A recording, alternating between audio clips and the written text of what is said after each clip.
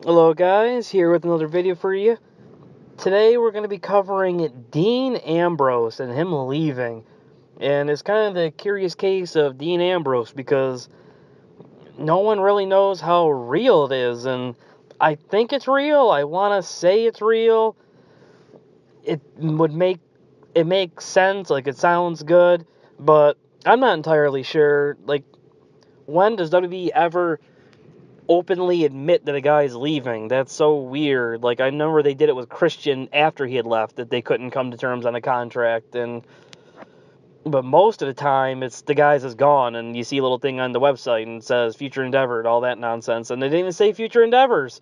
Maybe it will when he officially leaves, but that's they've been doing that for years, so I don't know if they've changed it or if they're working us, so they're just not using the normal phrase. And I heard recently he was on Zack Ryder's podcast, I believe they said it was, and he was uh, talking down all the WWE guys, which you could see him doing on his way out the door, I suppose. He's pissed off, he's leaving, he's bye, but it also sounds like a guy making storylines for himself after WrestleMania when he's supposed to be gone.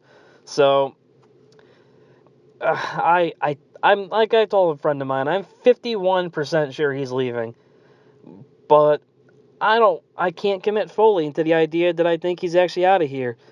And I'm gonna go into some reasons to why I think he is leaving, as far as that I think he'd want to leave. That not me, he might not be leaving, but here are some reasons why even if he's not leaving, he should probably want to leave. The big thing is the failed heel run. Like, it should have been a great turn, and he did it in the most, horrible human being way possible. And him, Seth, and Roman are all tearfully hugging each other as Roman has to vacate a title because he has leukemia. And then a couple hours later, he's beating the holy hell out of Seth Rollins. Like, that was a great start. But then we find out why he did it, and it's, pick a reason out of a hat every single week. There's no consistency, which is kind of cool, like a ramblings of a madman, which has always been his thing, the lunatic. But it seems to be this incoherent, like Vince McMahon doesn't know, and no one tells Dean, and Dean's just trying to do the best he can in the situation. And I feel like Dean is getting too much direction and a lack of direction, and he's falling into what he does very well in comedy. He's very funny, and this character is funny, and he's not supposed to be. He's supposed to be evil, but instead he's just a joke. And I do like the Bane Ambrose. Like, I think it's silly and cool at the same time. When he was talking to everybody with the gas mask on, and he come out with the sirens in his music, and he has an army of guys in gas masks. It goes a little far when he's actually talking about the fans and germs and all that. I don't get it then. And then what the hell does that do to Seth Rollins? Or was Seth just there when he snapped? I don't know. Like, I don't think they know. I don't think Dean knows. And a Dean Ambrose heel turn should have been easy. Like, you think Jack Nicholson from The Shining, and think Heath Ledger from Dark Knight. Like, think that level of psychotic, sociopath, plotting, manipulative, and then all of a sudden just a fireball of rage. And instead we get, the Dean Ambrose comedy hour. And it's funny, talking to EC3, what happened to EC1 and 2. It's hilarious. Talking about the fans, your grubby little sausage fingers and all that stuff. It's great. But it's not where that character should be. And you flip over to SmackDown, and I'm not a Dan O'Brien fan, but I'm loving his eco warrior nonsense crap going on because it's funny. It's so obnoxious. It's great, and that works for a guy just thinking he's actually saving the world. But Dean Ambrose is supposed to be like the big villain right now, and it's not working. It hasn't worked from the start. you know, just his whole comeback in general since his injury, like the more jacked up arms, the new ring gear, new hairstyle, like it doesn't feel like Dean Ambrose anymore. I don't have fun watching him, and I used to have a ball watching Dean Ambrose. He was really fun. He was interesting. And now he's just a dude. He's just there. I think biggest things, the biggest reason I think he's leaving is there's a lot of evidence kind of stacking up, like, him coming out in an interview or whatever it was and saying he doesn't like goofy stuff. And yeah, that's all he does is goofy stuff. And like, again, that could be a work. That's not a big one, but it seems like after he won the title, the Intercontinental title, he was only there to kind of enhance Seth. And then, he a meaningless elimination in the Royal Rumble. Like, it was Aleister Black. I love Aleister Black. I think he's a top guy, but he's in NXT. He's not on the main roster. And why wasn't it Seth Rollins that eliminated him? And then the next night, he's getting jobbed out to Seth, and he didn't really get much offense, and he was overselling everything like he was Shawn Michaels, or better yet, Dolph Ziggler. And then a couple minutes later, he's getting punked out by Nia Jax.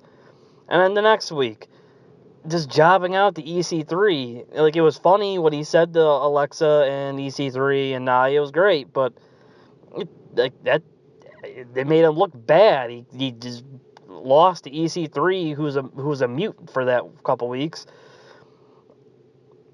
And it was just like, did EC3 even hit his finisher? I think he just didn't he just roll him up like a jackknife pin? It was stupid. And then you look at what just happened on Raw, and he beats EC3. And he gives Seth Rollins, the kind of vote of confidence. So once again, we're all confused. What is the actual situation? Is he staying or is he going? Because now we're getting mixed signals right on the show. And one of the problems with WWE announcing ahead of time that he's leaving is, why is he on the show then? Like, I get it, you can bury him on the way out, and that's, Vince McMahon thinks that's fun and cool. And great, beating Dean Ambrose does make EC3 look better, I guess, even though it'd be better at a pay-per-view if he beat him, if you can build him up or something. But when you've already announced that a guy's leaving, don't the fans have a hard time getting invested in caring about anything he does?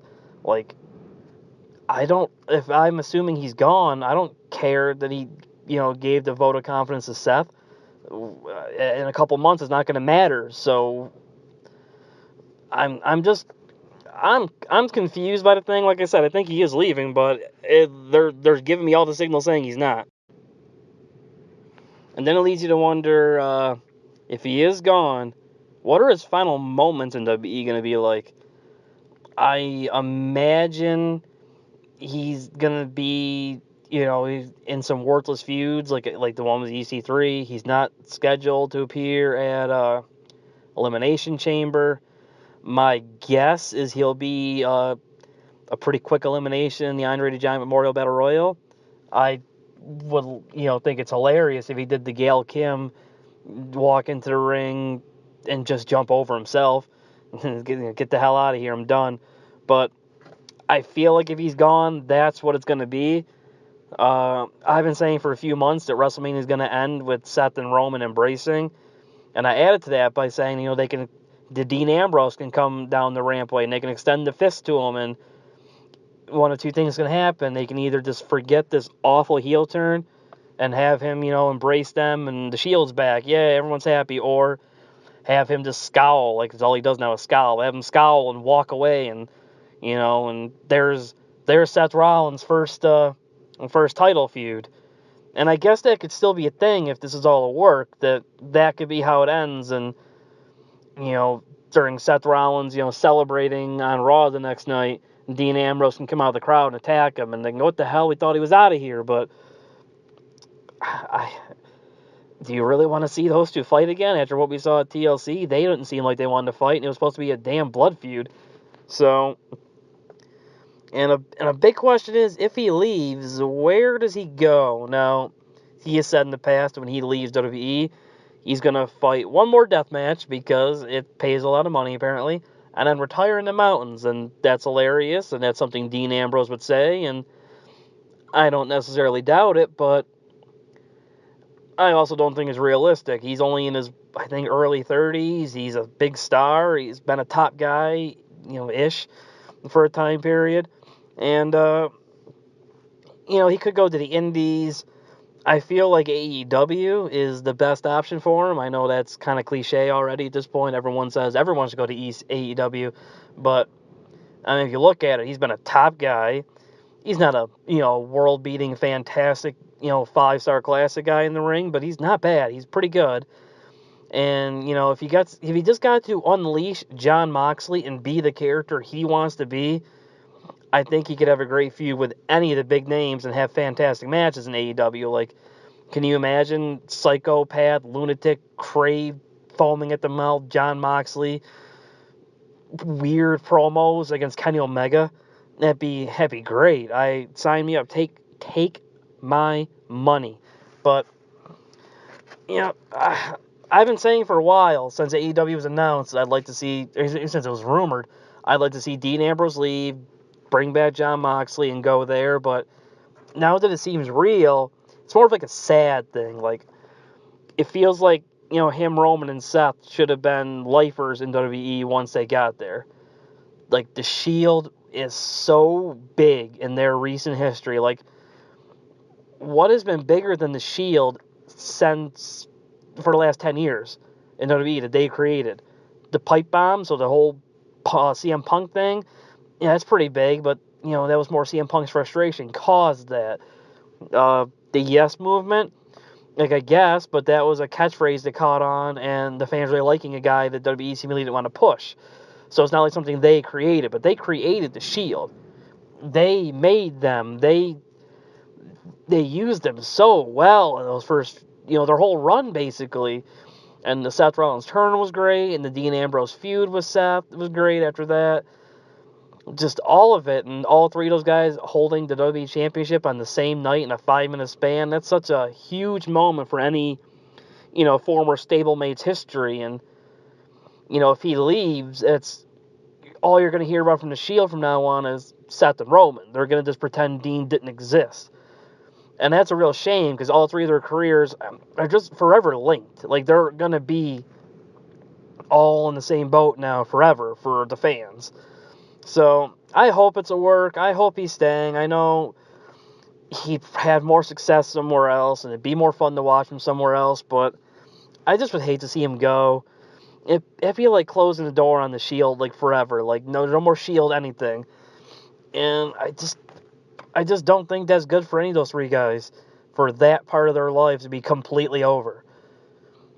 And, what does that do for Renee if he leaves? Like, does Vince, how does Vince handle this? Like, he's punished people for less, and he's punished more important people for less stuff. So, anyways, that's my take. Let me know down below what you guys think the situation is. I love to hear. Hope to have some more content for you soon. Thank you for listening.